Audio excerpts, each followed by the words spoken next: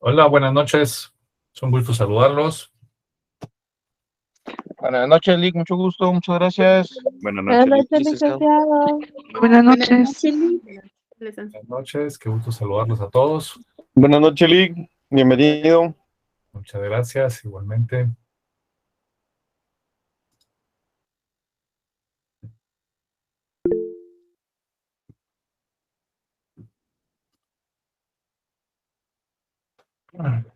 Bueno, la mayor parte de las personas que estamos hoy por acá, más o menos como 150, si no estoy mal, ya aceptaron la 153 había contado, pero según la agenda me salen 170 que esos 160 han aceptado la invitación en el calendario, que como les había dicho, es la situación que nos permite que ingresen a la sesión. Voy a reiterar eso porque supongo que algunos no lo han podido realizar. Entonces, para las personas que estuvieron en lista de espera para ingresar y las que están ingresando ahorita en estos momentos es porque si tienen que esperar a que yo acceda a la solicitud de ingreso, esto se debe a que no han aceptado esta invitación que está en su calendario. Entonces, les rogaría, por favor, que para que no tengamos inconveniente, las 117 personas pendientes de aceptarla, vayan a su calendario, que vamos a ver normalmente desde acá lo pueden acceder, como les había explicado. Voy a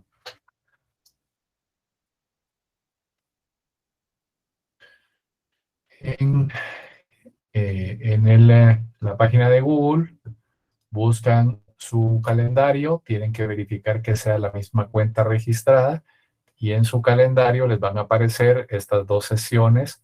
Con una que acepten es suficiente porque aceptan todas. Si no la han aceptado, como les indiqué en la otra ocasión, va a aparecer un recuadro de un color vacío en blanco con las letras del color de la cita, o sea, al revés de como está ahorita. Cuando está rellena de colores, porque ya la aceptaron. Ustedes verán que al ingresar hay 277 invitados, que son las personas registradas. 116 están pendientes, ya hay uno más que aceptó. Hay 116 personas pendientes. Esto, como ustedes verán, nos quita buena parte de la sesión, que es tiempo que nosotros podríamos estar utilizando para continuar con nuestras actividades académicas. Esta semana voy a insistir en el tema. La siguiente semana no voy a acceder a, cuando venga la solicitud del que no ha aceptado, es decir, que el próximo martes de hoy en 8 deberían de estar 277 invitaciones aceptadas. Les he pedido que si tienen algún problema se comuniquen conmigo en el WhatsApp para resolver el asunto. De la misma forma, esto creo que no tienen que registrar sus datos. Tengo varios en el chat de WhatsApp que todavía no los tengo registrados. Así es que de hoy en 8, si no están registrados, los voy a retirar del grupo como habíamos acordado. Si tienen alguna duda, les ruego que por favor se aboquen a mi WhatsApp para resolver. Bien, vamos a iniciar compartiendo una pizarra.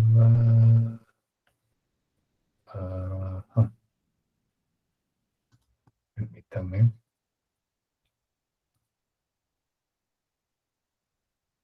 Tenía una pizarra lista, pero...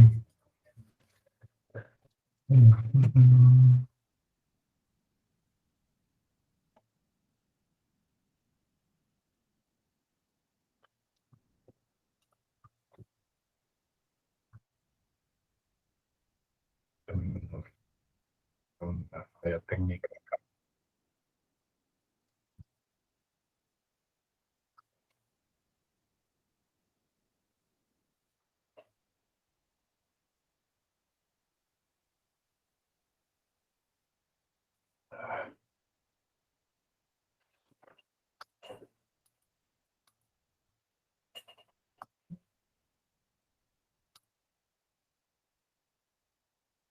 Ahora sí, ya tengo la pizarra lista.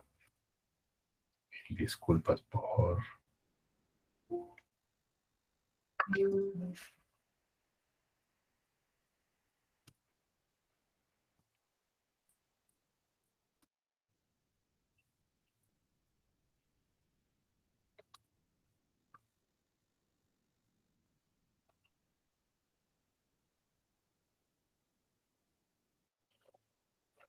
Ok, hay quienes me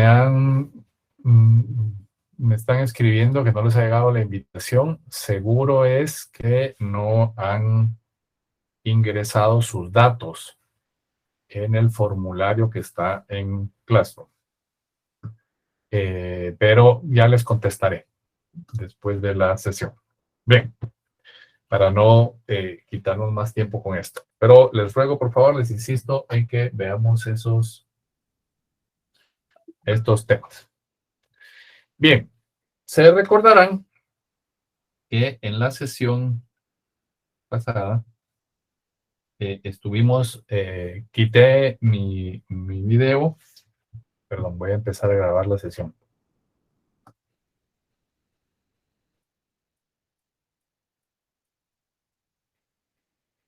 Si alguien lo saca porque se inicia la grabación es porque tiene algún permiso que no lo permite, entonces les ruego que por favor vuelvan a ingresar. Licenciado, buenas noches. Buenas noches. Perdone, fíjese que yo ahorita estoy entrando, pero fíjese que la cuestión es que a mí no me cayó nada a mi correo, fíjese, de la invitación que hablan. Por favor, ¿no estás en el grupo de WhatsApp? Bien, estoy en el grupo. Escríbeme, por favor, y entonces... Privado. Viendo, sí. Lo más probable es que no tengas, que no hayas llenado el formulario. Entonces, obviamente no tengo tus correos. Va. Muchas gracias, licenciado. Buenas noches. Pues, adelante, José. ¿Qué tal, Lick? Muy buenas noches, con una consulta. Sí. Fíjese que yo ya acepté la invitación, entonces lo que no sé es que si está correcto que me aparezcan ya todas las clases en el calendario, ¿así debería ser? Así debería ser. Perfecto. Muchas gracias, Lick. Disculpe la interrupción. Programadas para que, de hecho, con más tiempo de holgura, porque empiezan a las 6:50 y termina la programación a las 8:50 con la idea de que podamos tener más tiempo para que nos pasemos y tengan problemas, puedan ingresar sin inconveniente alguno. Licenciado, buenas noches. Le saluda Mario Pérez. Sí, buenas noches. Fíjese, licenciado, que ahorita estoy llenando el formulario porque no lo había llenado. Pero de último dice identificador en Facebook. Ahí que colocamos, disculpe, Eli. El nombre con el cual aparece en el Facebook, en donde yo pueda verificar que ustedes son las personas que han solicitado el ingreso al grupo. Muchas gracias, licenciado. Muy amable. Mucho gusto. Igual, cualquier duda que tengan, por favor, me escriben para que yo les ayude a resolver todos esos problemitas y podamos estar bien comunicados sin problema. No solo el evento actual es suficiente. Tiene que ser todos para que puedas ingresar en todos los eventos. Aunque vamos a usar un solo código. Bien. Entonces, ningún problema. Al contrario, para eso estamos, para resolver cualquier duda.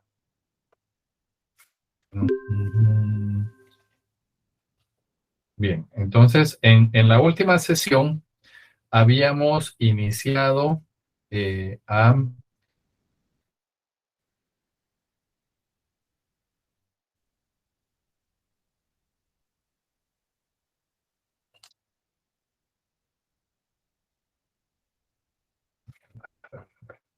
Habíamos iniciado a conversar sobre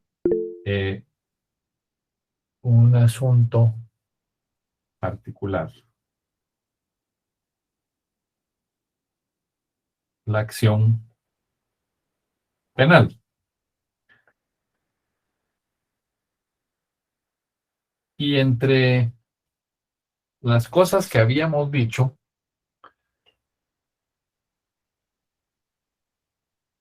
era que habían...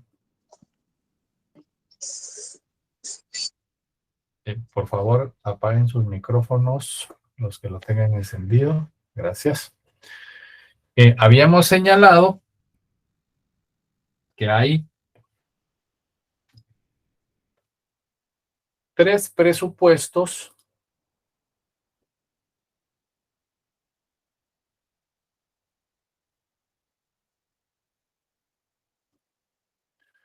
tres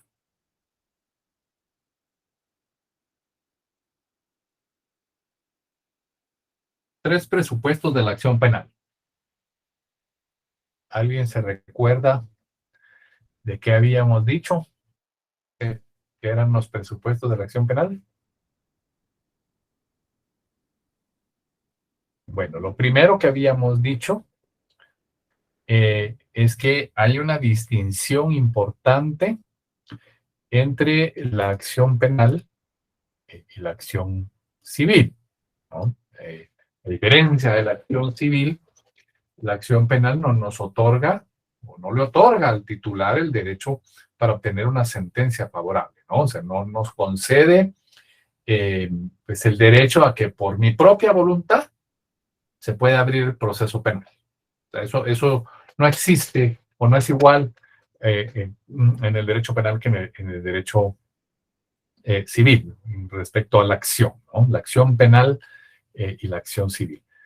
La acción penal, pues, no es pues absoluta e incondicionada. Es decir, no basta con nuestra simple voluntad de acusar a un sujeto, ni basta con la simple pues intención en la persecución penal para que pues este sujeto que deseamos o que perseguimos resulte pues posible formularle una acción penal, ¿no?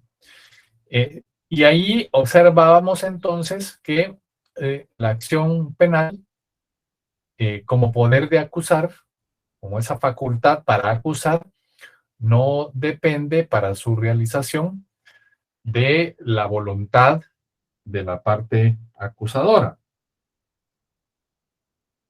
El simple hecho de que un sujeto pues, pretenda hacer ese ejercicio o que pretenda ejercitar el contenido de una acción penal no significa que lo pueda hacer. Entonces, es un presupuesto general del ejercicio de la acción penal que habíamos dicho lo principal. Un hecho que reviste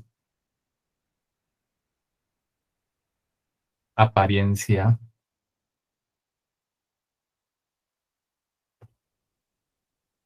delictiva.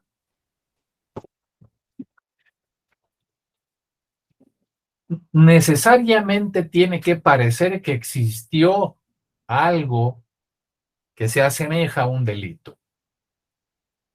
Y el tribunal, obviamente, lo tiene que apreciar así de la noticia criminal. Ese es el principal presupuesto. Si esto no existe, si esto no se logra percibir,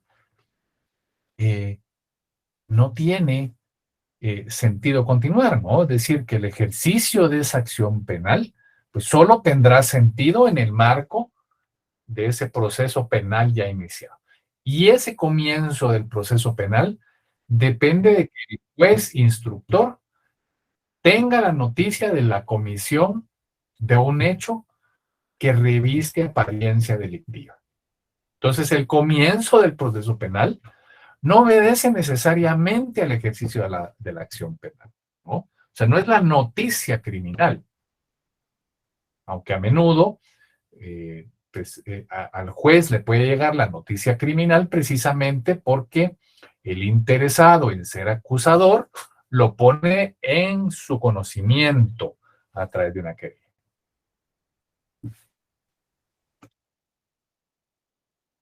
Entonces, el principal elemento que nosotros debemos verificar es eso.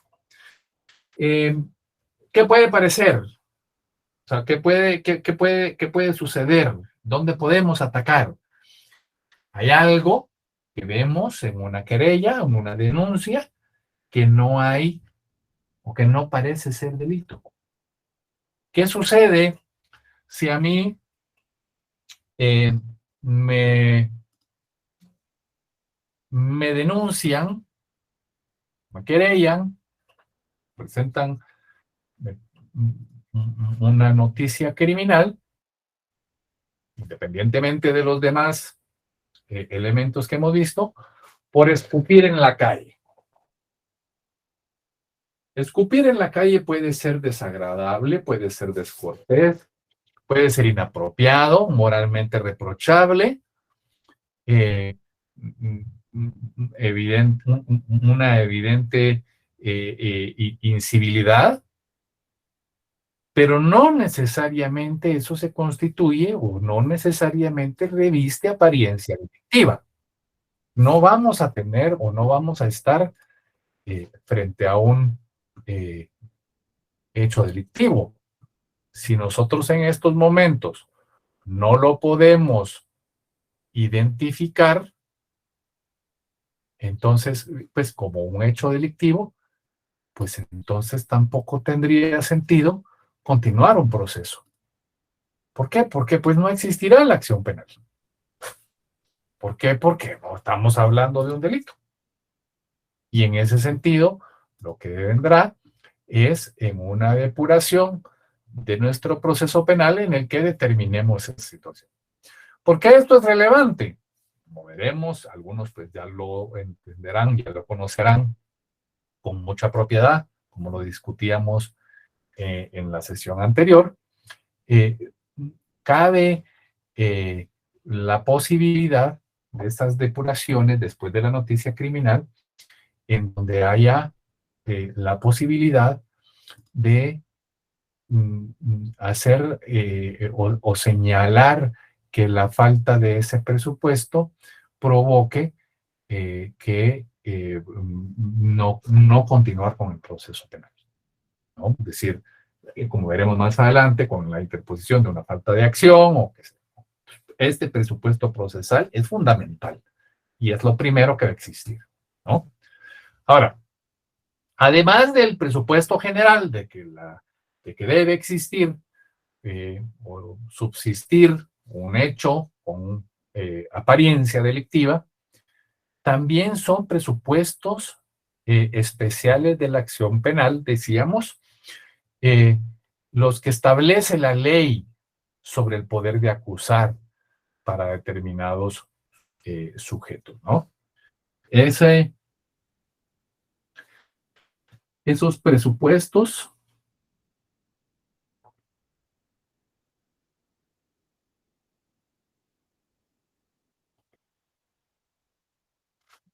los presupuestos especiales que establezca el Código Procesal Penal. ¿Qué presupuestos procesales pueden existir? Pues obviamente el Código Procesal Penal establece quién puede o quién es el sujeto, el ciudadano, el ser humano que puede denunciar un tipo de delito. Habrán algunos que no. ¿Y esto qué es? Esto es quién es el agraviado.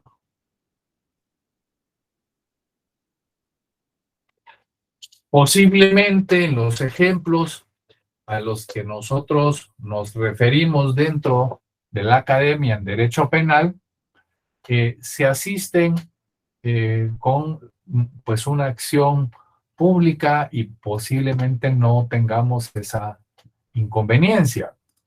Pero hay delitos, algunos otros delitos en los que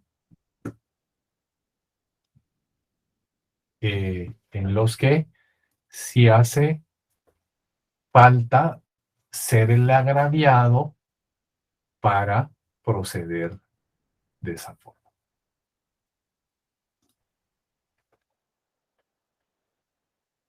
No se preocupen, estos por supuesto los vamos a ver con detenimiento cuando hablemos de los sujetos. Pero si ustedes quieren adelantar, pues evidentemente vamos a ir a identificarlos en el artículo 117 del Código Procesal Penal y respecto de los hechos, pues aquellos 24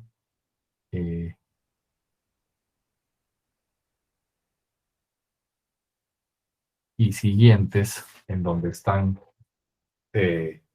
todos estos asuntos.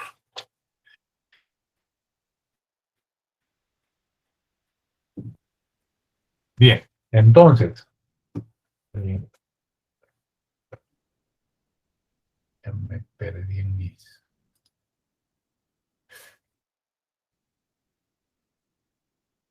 Como tercer elemento,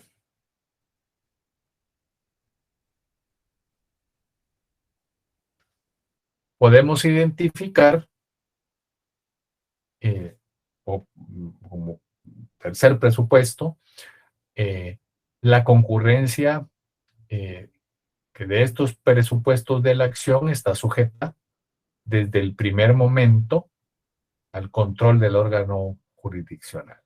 Entonces, consecuentemente, cuando se interpone la querella, que es la forma típica del ejercicio de la acción penal, con pues la finalidad, por supuesto, de dar comienzo a un proceso penal en relación con unos hechos, ese juez investigador, ese juez contralor o juez instructor, juzgará si los hechos que se están relatando en la querella no son manifiestamente falsos o infundados o inverosímiles y si encajan en algún tipo penal.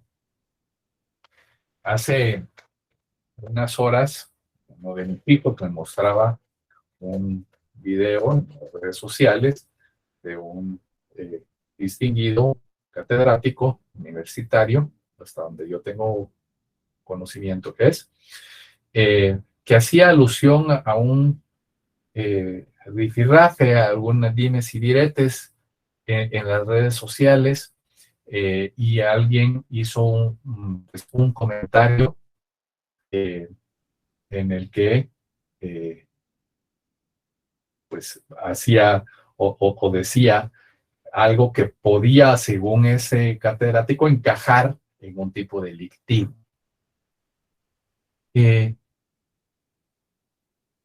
Esto, a diferencia del otro ejemplo que ponía, ¿no? el escupitajo en la calle, que es evidente para todos que no es un delito, estas faltas de acción, esta falta de elementos, devienen en discusiones sobre esas circunstancias difíciles de entender, ¿no? Es decir, normalmente hay una línea muy débil entre definir si existe la comisión o si se reviste de apariencia de hecho delictivo una acción específica, ¿no? Aunque parezca ser puede ser que no, o al contrario, aparenta que no, pero sí lo es, ¿no? Entonces, en ese momento, ese juez tiene la posibilidad de verificar la falsedad, la inverosimilidad, la posibilidad de que sea infundado o de que simplemente no encaje en el tipo penal.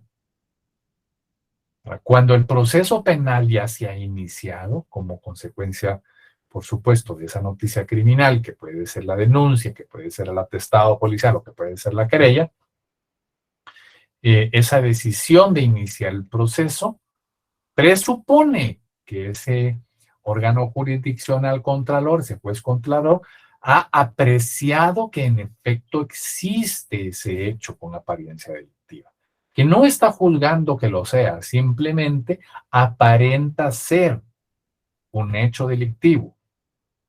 Si se presenta la querella, eh, entonces el juez, pues posteriormente no tendrá que volver a analizar si el hecho reviste o no esa apariencia delictiva, porque ya lo ha hecho, ¿no?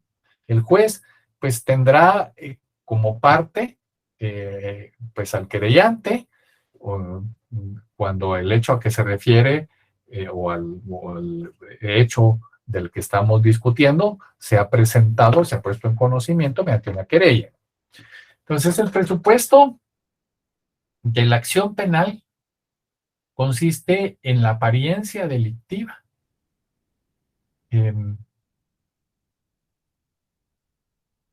Pero ese sigue siendo finalmente sometido al control del juez a lo largo de la fase de la instrucción, la primera etapa. Entonces es posible que después de que se practiquen diligencias de investigación, el juez llegue a la conclusión de que no concurren pues los elementos, ¿no? Pero en ese momento se ha desvanecido esa apariencia delictiva, pero como con fundamento de la acción penal, ¿no? Entonces es importante que deba existir el control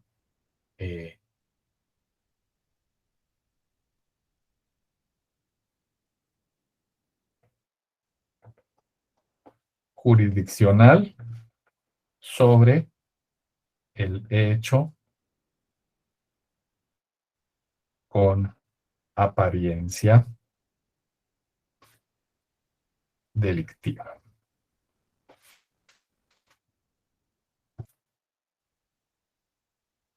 Ahora bien,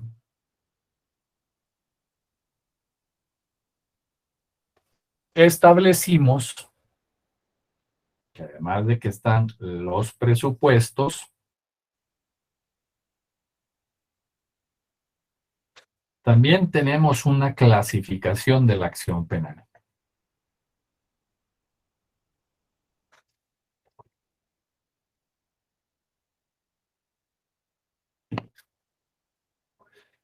En términos generales, son parte de un proceso, cualquiera que sea su naturaleza, los sujetos que solicitan una tutela judicial. ¿Sí? El sujeto que le pide a un tribunal la tutela judicial del derecho de su pretensión, y evidentemente también lo será los sujetos sobre los cuales se solicita la tutela del tribunal. En el proceso penal, pues se ejercitan pretensiones acusatorias y pretensiones defensivas. Hay sujetos que solicitan del tribunal que se imponga una pena y sujetos frente a los cuales se les solicita la imposición de dicho castigo. Por eso es muy frecuente hablar de existencia de la parte acusadora y de las partes acusadas. En los procesos civiles, pues preexiste o subyace al litigio un conflicto interpersonal. Algunos de ustedes fueron mis estudiantes los domingos y discurrimos sobre eso en varias ocasiones. Un conflicto, el conflicto interpersonal, un conflicto de interés interpersonal que es lo que provoca que yo acuda a un tribunal a solicitar la tutela judicial. Son partes procesales los sujetos que, pues, antes del juicio ya se hallaban, ya se encontraban enfrentados desde fuera del proceso. Por ejemplo, un acreedor frente a un deudor, el propietario frente a un poseedor, el perjudicado frente al que le causa un daño. Ellos ya tenían ese conflicto antes. Entonces, por eso es que en las escuelas de derecho se suele decir por ello que pues, las partes del proceso civil son partes en sentido material, porque son las protagonistas de la relación jurídico-material que subyace al proceso.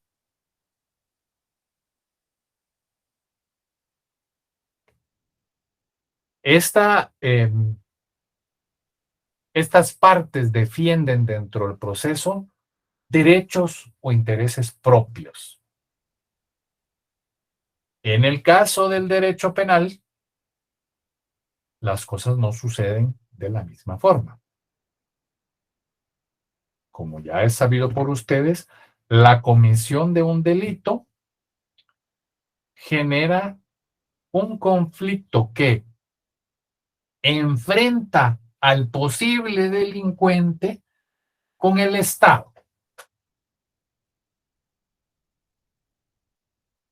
Sin olvidar que pues, el Estado como tal no es parte en el proceso penal, sino que, pues como hemos dicho, está en la necesidad o en la obligación de garantizar la imparcialidad judicial.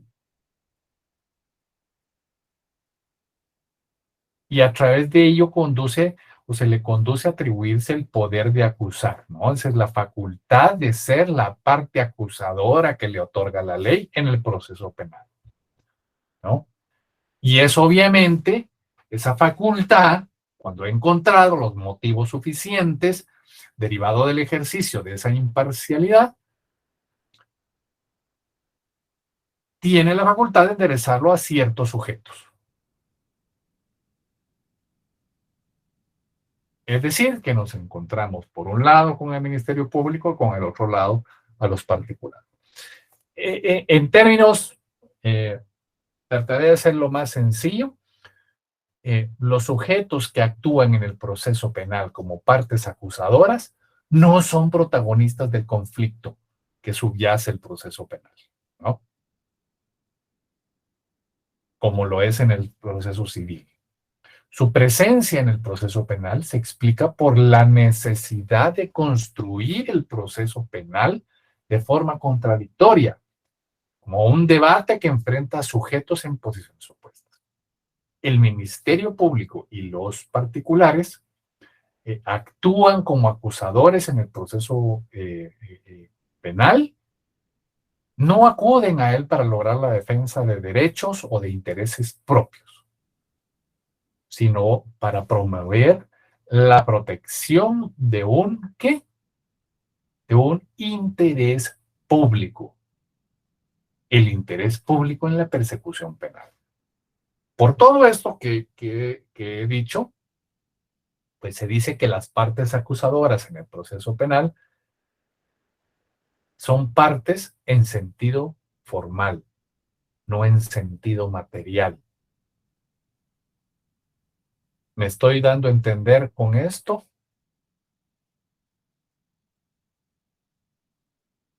Sí, licenciado. Muy bien. Sí, Lick, gracias. Con mucho gusto. El acusado, eh, este sí que es parte en sentido material, ¿no? Pues porque es evidentemente uno de los protagonistas o uno de los posibles protagonistas del conflicto que late tras el proceso penal. Y porque actúa en el proceso penal, pues en defensa de sus propios derechos y sus propios intereses, ¿no? Aquellos de los que podría verse privado en caso de que se le imponga una pena. Su libertad si es la pena de prisión, su patrimonio si es una multa, su derecho a ejercer la profesión si es la privación de ello. Pero al margen de esas consideraciones, no podemos olvidar un dato importante, que es del proceso penal. El proceso penal con mucha frecuencia tiene dos objetos, ¿no? De un lado, tiene necesariamente un objeto de naturaleza penal que presupone, pues obviamente, una investigación, un enjuiciamiento de un hecho aparentemente delictivo o que reviste características del delito. Pero también tiene y suele pasar, suele tener un objeto civil, que pues supone el ejercicio de pues acciones de restitución de aquello que civilmente haya sido afectado por el delito, ¿no? Esa reparación del daño o la indemnización de los perjuicios. Ahora, los sujetos que ejercen esta acción civil derivada del delito y los sujetos frente a los cuales se ejerce esta acción, pues son parte en el proceso penal también, ¿no? Como veremos más adelante. Pero sin ánimo de extenderme, la clasificación, voy a regresar porque ya me estoy yendo al lado de los sujetos. La clasificación, que es lo que estábamos tratando de indagar, que habíamos mencionado, también nos presenta una triada. Primero,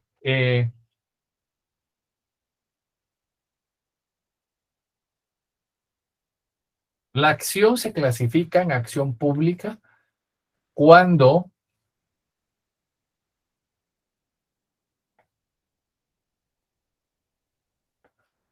los que se persiguen son delitos públicos.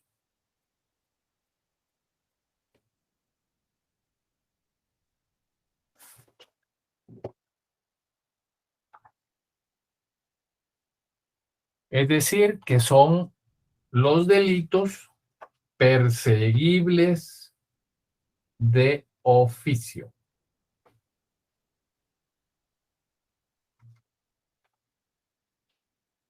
¿Esto qué quiere decir? Que son aquellos sobre los cuales los órganos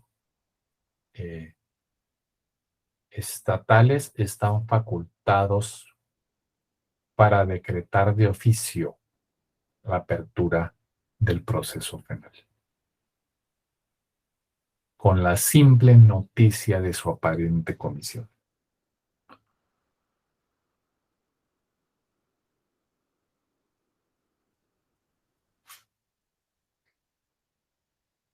Disculpe, licenciado. ¿Sí? Los órganos estatales y me quedé atrás. Perdón. Son, digamos, los que están los órganos estatales facultados para decretar de oficio la apertura del proceso penal, ¿no? Con una simple noticia de la aparente comisión. Son así de sencillos los que oficiosamente tiene que perseguir. Por supuesto, la clasificación no nos lo da la doctrina, ni nos lo da la denominación, ni la clasificación, ¿no? Pues establece la propia ley. Afortunadamente, la propia ley es la que en todo caso nos va a definir. Y eso ya veremos cuando tengamos el código abierto.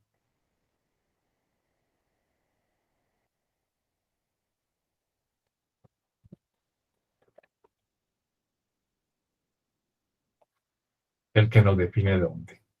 Ahora,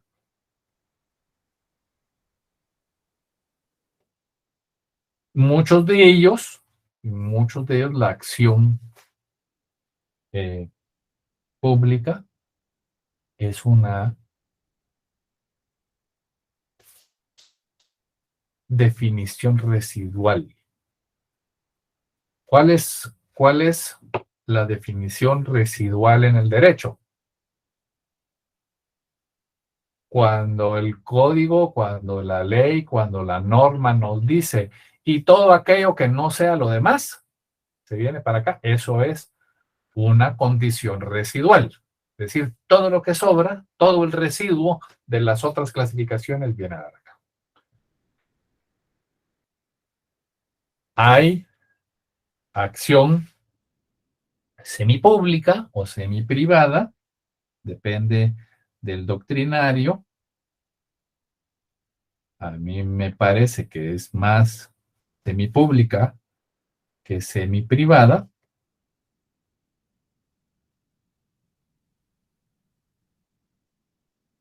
Que son delitos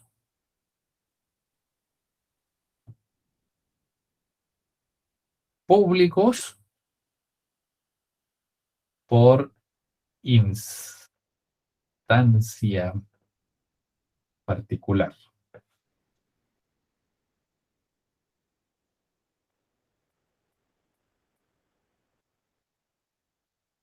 Es decir, que se da aquellos en los que su persecución requiere una denuncia del ofendido como requisito necesario para proceder.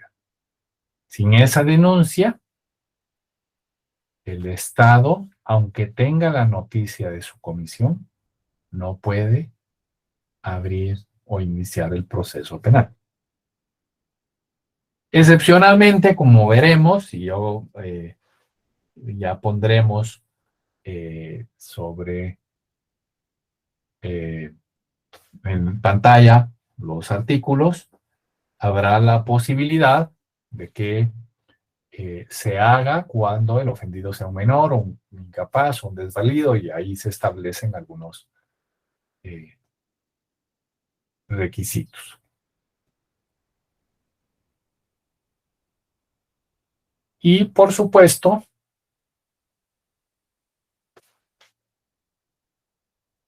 la acción privada relativa a delitos privados. Es decir, que son los que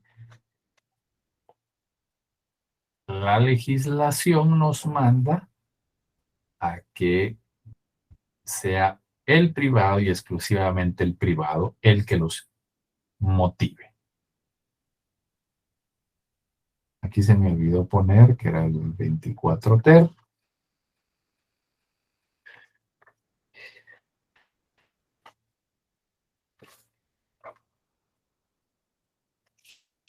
Y acá es el 24. Bueno, cuando ustedes leen esos artículos,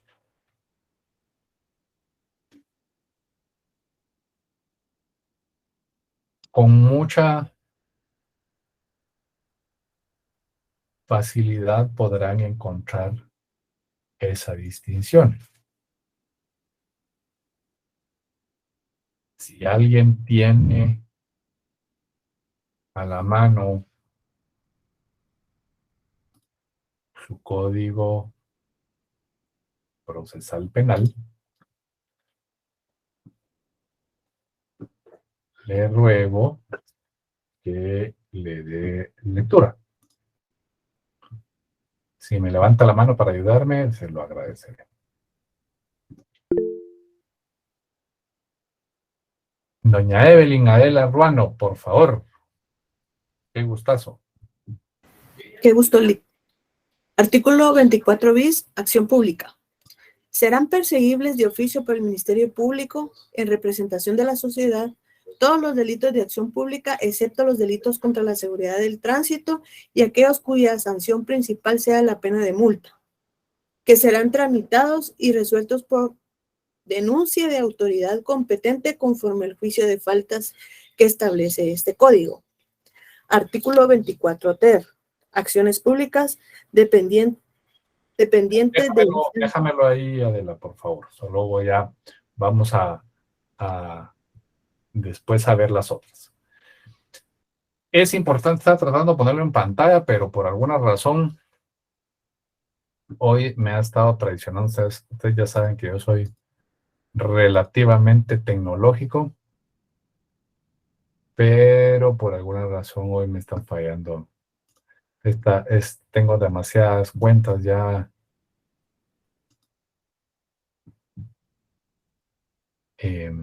abiertas y eso no me permite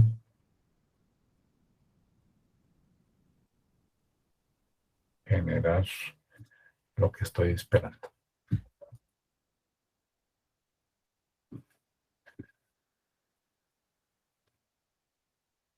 Bueno, no lo voy a poder hacer. Entonces, Adela nos hizo favor de leer y entendemos del artículo 24 bis que son perseguibles de oficio, de acuerdo al texto que ella leyó y que ustedes tienen. ¿Por quién? Por el Ministerio Público, única y exclusivamente por el Ministerio Público, quien actúa en representación de la sociedad, los delitos de acción pública, excepto los delitos contra la seguridad del tránsito y aquellos cuya sanción principal sea la pena de multa. Entonces, esos serán tramitados y ahí lo establece el código con precisión. Entonces, ¿cuáles son los delitos de acción pública? ¿Alguien me puede contestar? son los perseguibles de oficio por el Ministerio Público. Ajá. A ver, Diego. Diego Hernández, adelante. ¿Pueden mencionar las violaciones? Sí, pero digamos, más que aprendernos una lista de delitos, tenemos que saber cómo encontrar la clasificación sin que nos la sepamos de memoria, ¿verdad? Porque ahí podemos enumerar una serie de delitos, ¿verdad? Entonces, los delitos de acción pública van a ser, como les había mencionado, la cláusula residual de la acción. Alguien que me levante la mano, por favor, para leer el artículo 24 ter. Los demás pueden dejar la mano levantada. Valverde y Gisela, por favor. Artículo 24 ter. Acciones públicas dependientes de instancia particular. Para su persecución, por el órgano acusador del Estado dependerán de instancia particular, salvo cuando mediaren razones de interés público los delitos siguientes: lesiones leves o culposas y contagio venéreo, amenazas, allanamiento de morada, estupro, incesto, abusos deshonestos y violación cuando la víctima fuere mayor de 18 años. Si la víctima fuera menor de edad, la acción será pública. hurto, alzamiento de bienes, defraudación en consumos, cuando su valor no excediera 10 veces el salario mínimo más bajo para el campo al momento de la comisión del delito, excepto cuando el agraviado sea el Estado, en caso de la acción será pública. Estafa, que no sea mediante cheque, sin provisión de fondos, o cuando el ofendido sea el Estado, en cuyo caso la acción será pública.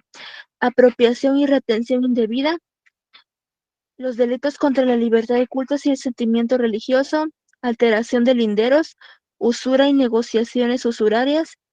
La acción para perseguir los delitos a que se refiere el artículo será de acción pública cuando fueren cometidos por funcionario o empleado público en ejercicio o con ocasión de su cargo. En caso de que la víctima fuere menor o incapaz, la instancia particular podrá efectuarla quien ejerza su representación legal o por su guardador. Sin embargo, se procederá de oficio cuando el delito fuere cometido contra un menor que no tenga padres, tutor ni guardador, o contra un incapaz que no tenga tutor ni guardador, o cuando el delito fuere cometido por uno de los parientes dentro de los grados de ley, tutor o guardador. La instancia de parte obligará a la acción pública, excepto en el caso de conciliación que amerite la aplicación de un criterio de oportunidad o la autorización de la conversión de la acción privada pública en privada. En casos de flagrancia, la policía deberá intervenir para evitar que continúe la lesión del bien jurídico tutelado o la comisión de otros delitos y para asegurar los medios de investigación. Para los casos en que se requiere de autorización estatal, para el inicio de la acción penal, el Ministerio Público procederá como se establece en este código para el trámite del antejuicio. Te agradezco mucho, muy amable. Como ustedes pudieron apreciar, los delitos de acción pública a instancia particular sí establecen una lista particularizada del tema, ¿no? Es decir, una lista de tipos delictivos en los cuales sí encontramos esas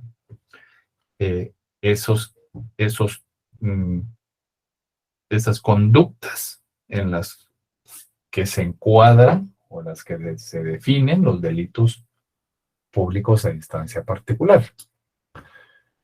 Ahora bien, dentro de ello hay una normativa específica, que era la que les mencionaba, relacionado con las excepciones a que no puedan iniciarse de oficio. Cuando la víctima es menor o incapaz, entonces hay una fórmula que establece el código, que es cuando se ejerce la representación o cuando se ejerce por medio del representante legal o por el guardador. Y cuando no tenga padre, tutor, guardador, etcétera, etcétera, etcétera, también se permite que se constituya de oficio. Cuando se trate de flagrancia, la policía sí puede intervenir con el único objetivo de evitar el daño a ese bien jurídico tutelado. O, por supuesto, que se cometan otros delitos. Diego, por favor, léeme el delito de acción privada, que está en el 24.4. Ahorita, 24.4. Artículo 24.4. Acción privada. Serán perseguibles solo por acción privada los delitos siguientes. 1. Los relativos al honor. 2. Daños. 3. Los relativos al derecho de autor, la propiedad industrial y delitos informáticos. Están derogados del inciso A al F. 4. Violación y revelación de secretos. 5. Estafa mediante cheque. En todos los casos anteriores, se procederá únicamente por acusación de la víctima conforme al procedimiento especial regulado en este código. Si carece de medios económicos, se procederá conforme al artículo 539 de este código. En caso de que la víctima fuera menor o incapaz, se procederá como lo señala el párrafo tercero del artículo anterior. Ok, muchas gracias, Diego, te agradezco mucho. Ahora, normalmente, esa es la ruta para estudiar la clasificación de las acciones, ¿no? Partimos de la pública, la semipública y luego la privada. Pero si ustedes prestaron atención a la lectura, la forma en que es más fácil de entenderla es al revés.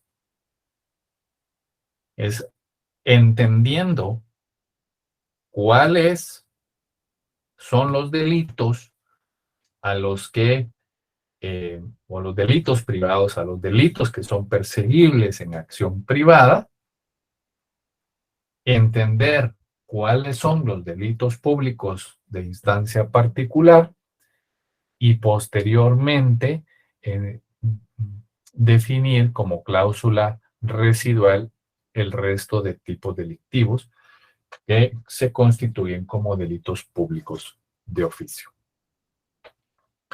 Con esto, sí. Entonces, los de oficio son todos aquellos que no están registrados en el 24 ter y el cuarter. Es correcto. Es correcto. Gracias. Además de lo que se define en el código, en el artículo, es simplemente una sustracción de los delitos privados y los semiprivados o los semipúblicos, y entonces tú puedes tener como resultado los delitos de acción pública.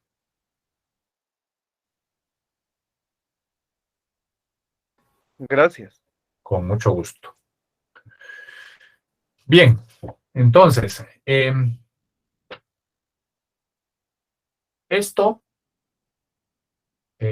este repaso a la idea de la acción penal tiene por objeto, digamos, encontrar la búsqueda principal, el inicio de nuestro proceso penal. Proceso que tiene que estar basado o que tiene que hallar un basamento sólido en esa fórmula de la acción que acabamos de repasar. Con eso, nosotros podemos dar inicio al proceso penal. Y aquí es donde vamos a discurrir un poco sobre quiénes son los que, en todo caso, pueden participar en el proceso, que por supuesto nos lo da el propio código. Creo que ya no nos da tiempo de explorarlo.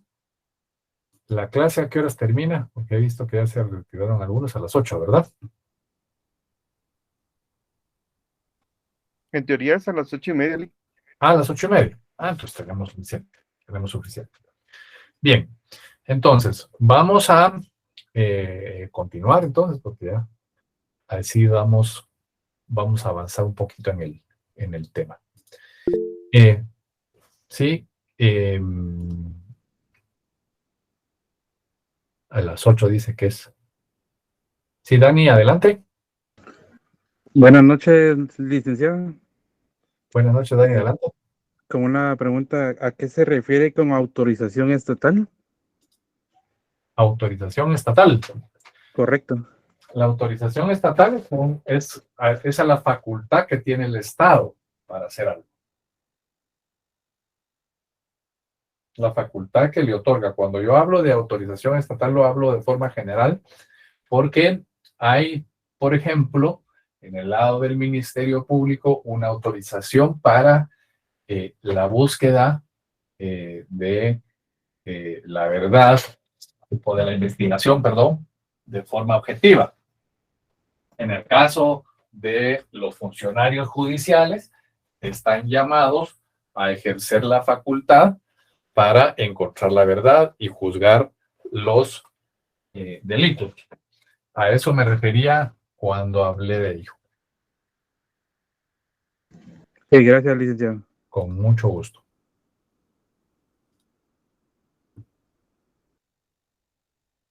Ok. Bueno, yo no tengo inconveniente. Hay varios que me dicen que es a las 8, según el reglamento 8:30, todos tenían a las 8, pero no está establecido así. Según el horario, LIC 8:30 de la clase. Si quieren, seguimos un poquito para que seamos más ecuánimes. Dejemos a las 8:15, para que así tienen hambre. Igual, tranquilos. La clase, el que guste retirarse, pues ya saben que yo no tengo problemas con eso. Igual está grabado y se los voy a estar subiendo, como lo he hecho, como dice la semana pasada, en el grupo de Facebook. Solo para que empecemos a identificar la situación. Pues hay distintos sujetos que intervienen. Voy a tener que usar la pizarra porque no me funcionó la presentación esta que tenía. Aquí estamos.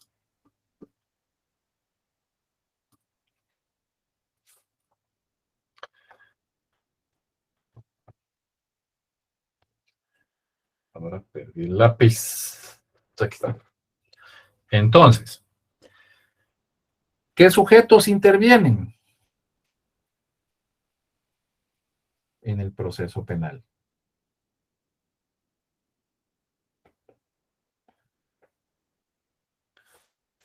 Van a perdonarme la letra, pero es un poco complicado escribir acá, además de que yo tenía una hermana médico y mi papá se burlaba diciendo que era al revés. Mi hermana, que era médico, tenía buena letra y yo, que era abogada, la tenía pésima. Entonces, los sujetos que intervienen es obviamente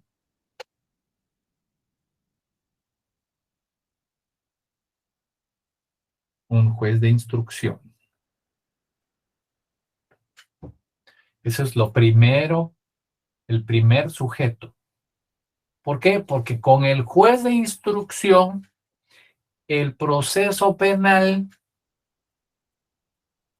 lo que busca es garantizar que alguien esté controlando que en la búsqueda de la verdad se haga o se realice de una forma objetiva. Es el principal actor, en todo caso, del proceso penal. A veces nos hemos hecho a la idea de que se trata del Ministerio Público como el pivote central. Tiene su importancia, pero el más importante es el juez de instrucción. Y conforme vayamos viendo, y algunos que se recuerden de los temas que han visto, recordarán que hay muchas facultades y hay muchas cosas que el juez está verificando en el camino. Entonces, ¿cuál es el segundo sujeto? Pues, por supuesto, el Ministerio Público. Permítanme, que hoy me sonar algo aquí. Y ya no sé ni dónde está. Aquí está. Álvaro Robles, adelante, por favor. Dime. Sí, disculpe, licenciado. ¿Podría repetir, por decir así, la definición de juez de instrucción, por favor? Juez de instrucción, ¿cómo no? El juez de instrucción es el juez contralor del proceso penal. Es el que verifica, es la autoridad del Estado, a través del organismo judicial, que verifica que la averiguación de la verdad real se realice con toda objetividad.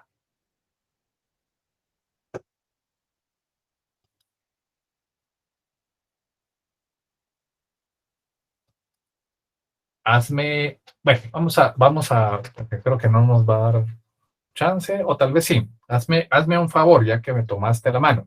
¿Tienes tu código a la mano? Sí, licenciado. Ok. Léeme el artículo 47 del Código Procesal Penal. Jueces de primera instancia.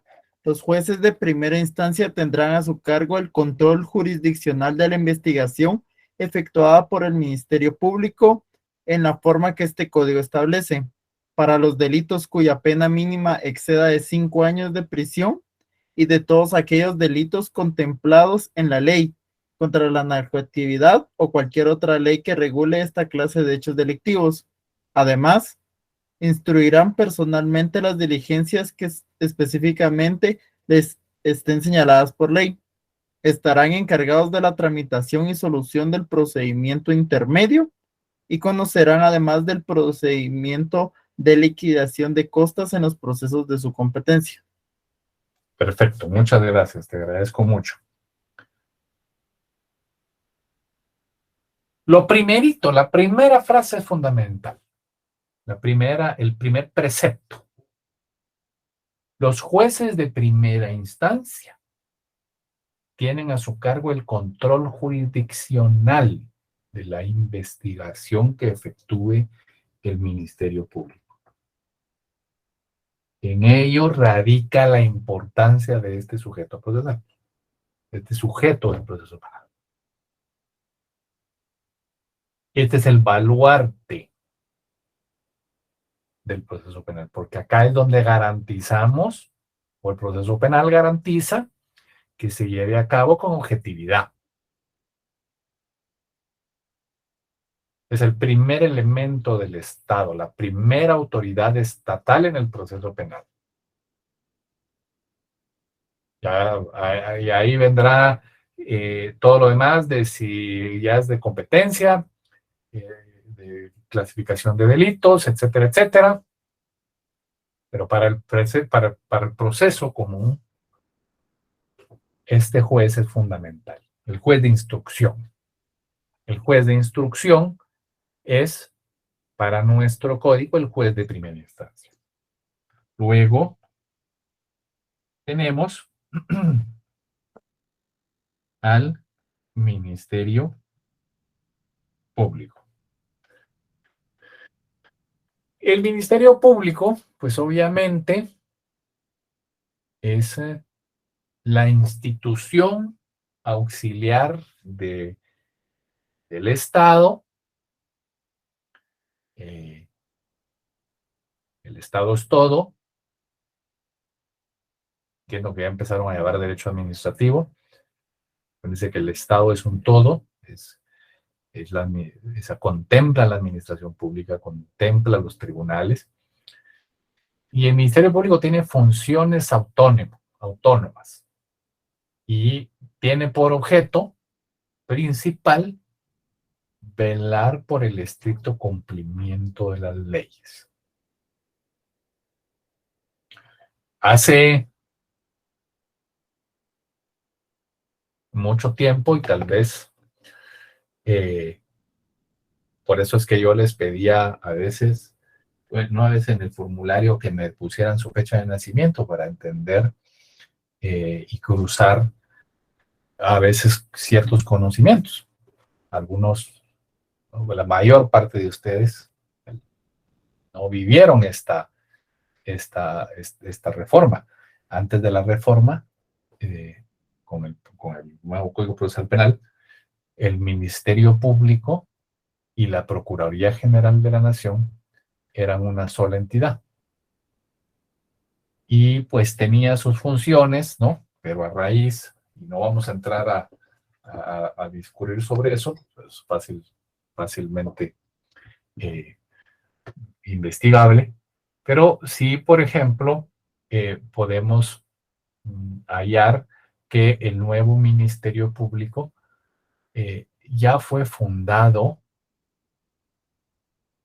o ya fue definido, perdón, ante esa distinción, a esa escisión de la entidad, como aquella entidad que tiene el monopolio de la acción penal pública. Es decir, que le corresponde el ejercicio de la acción penal pública.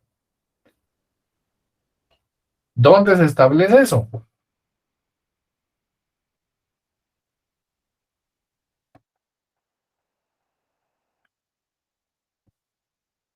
...251 de la Constitución Política de la República.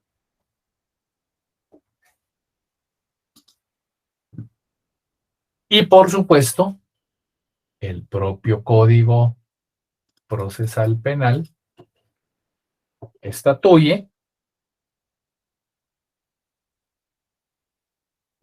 que tiene el Ministerio Público la facultad para practicar todas las acciones para averiguar o lograr, sí, para averiguar sobre los delitos que el Código Procesal Penal le asigna a investigar.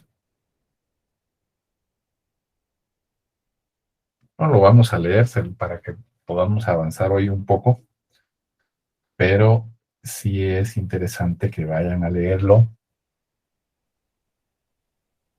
Y aquí pueden ver el artículo 8, en donde hablamos de algo más etéreo, ¿no?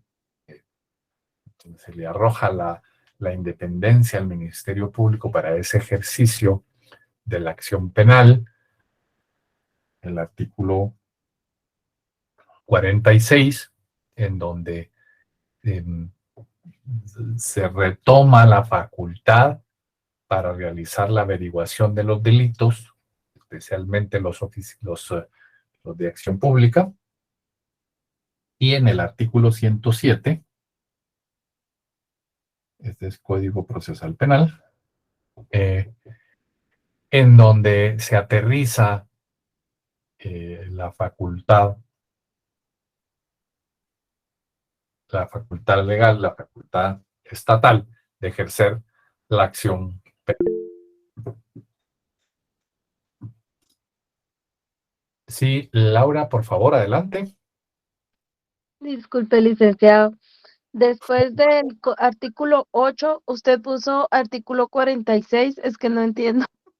Sí, No le perdón. alcancé a escuchar Y es que tampoco. ahorita estoy viendo que se hizo, está muy chiquito. Es 8, Disculpe. 46 y 107. 8, 46 y 107. Así es. Ah, muy amable, licenciado, gracias.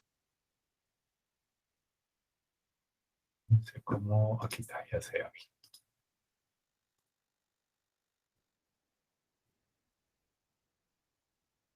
Ahora sí, se supone que se debe ver de mejor manera.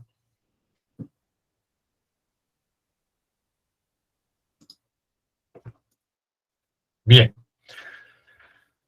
En tercer piso,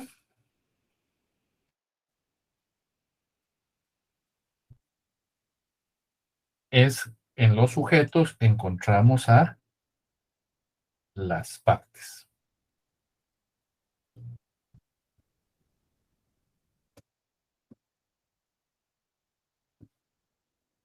¿Quiénes son las partes? Pues las del otro lado, ¿no? Es decir, las acusadoras y las acusadas. Entonces aquí tenemos, por ejemplo,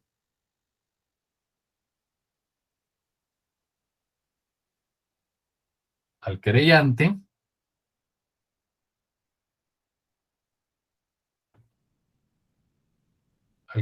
exclusivo,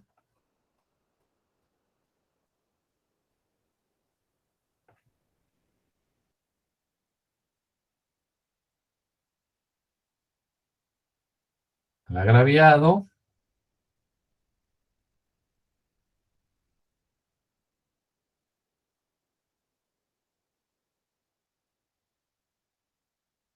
al actor civil,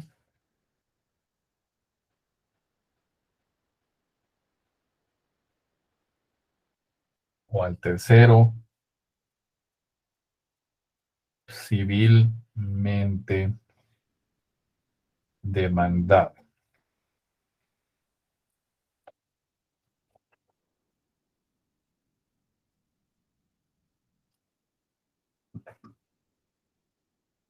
¿Quién es el querellante?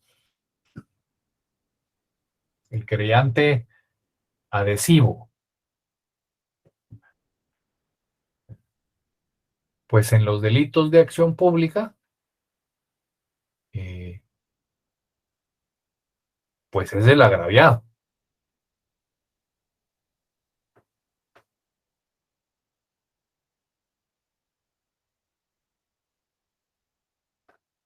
Y el propio Código Penal establece una serie de condiciones para ejercer la facultad de querellar,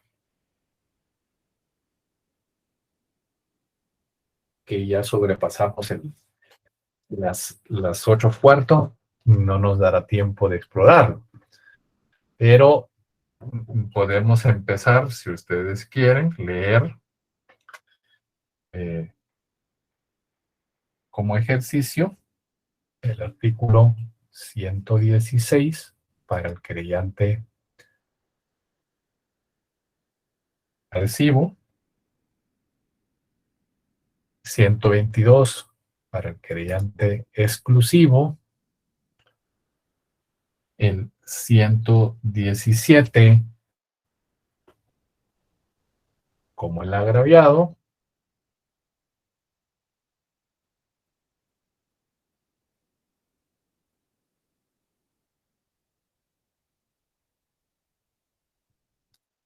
el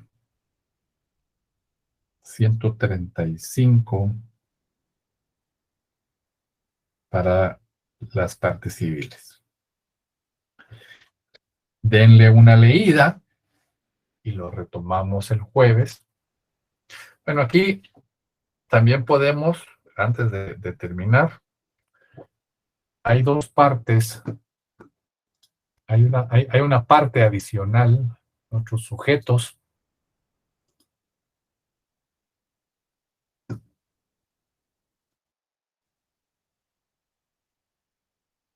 Hay otros sujetos que son también importantes. El del defensor y el sindical. Sí. ¿Quién? Perdón, no vi quién me habló. Fui yo, licenciado. Valverde Isela, muchas gracias. Repítemelos, por favor. El abogado defensor y el sindicado. El sindicato. El abogado defensor es finalmente la defensa técnica del sindicato, ¿no? Y así como el querellante tendrá su asistencia técnica, entonces no actúan por sí mismos, pero ya veremos eso. Y por último, porque ya me dijeron que tienen bastante hambre, ahorita te doy la palabra, Jennifer. Los auxiliares del proceso. ¿Qué son cuáles? Principalmente la policía judicial,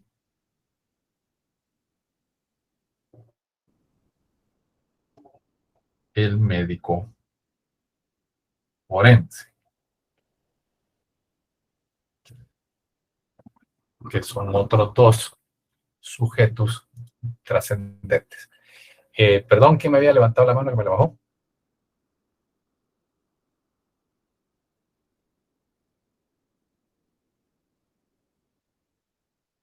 Bueno, si no, cualquier cosa, por favor, me lo hacen saber.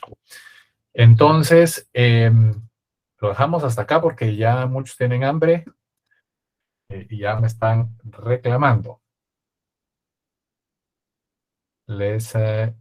Entonces,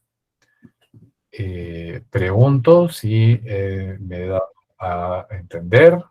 Yo también estoy a dieta de toda Todavía. Todo bien, Lick. Muy bien. Perfecto. Siempre cualquier duda, pues los insto a que se comuniquen conmigo sin ningún problema.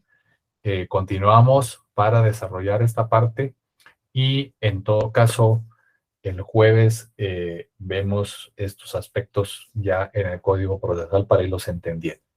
Les agradezco mucho su atención. Han sido ustedes muy amables por esperarme hasta estas horas con esta gran concurrencia. Les deseo un buen provecho y una muy feliz noche con una buena actividad familiar. Feliz noche, licenciado. Feliz noche, Lick. Buenas noches. Gracias. Con mucho gusto. Buenas noches. Buenas noches, licenciado. Buenas noches, Minet. Buenas noches, licenciado.